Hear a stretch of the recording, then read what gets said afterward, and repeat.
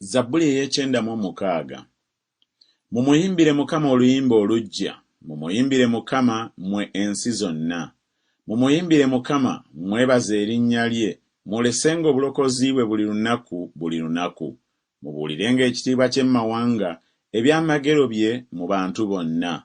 Kubanga Mukama mukulu era agwana okutenderezebwa ennyo, agwana okutiibwanga okusinga bakatonda bonna. Kubanga bakatonda bonna ab'amawanga bye bifaananyi, naye Mukama ye yakola eggulu.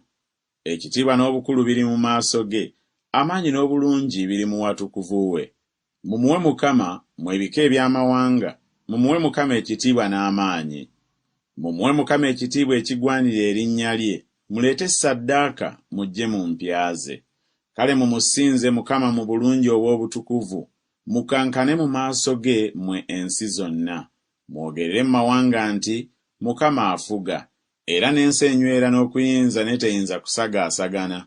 Alisalira amawanga emisango egy'ensonga. Eggulu lisanyuke era n'ensi ejaguze, ennyanja ewuume n'okujjula kuwaayo, ennimiro ejaguze n'ebigirimu byonna, emiti gyonna egy'omu kibira ne giryoka giyimba olw'essanyu mu maaso ga Mukama, kubanga ajja okusalira ensi emisango. Alisalira ensi emisango egy'ensonga, aliramula amawanga n'amazima ge.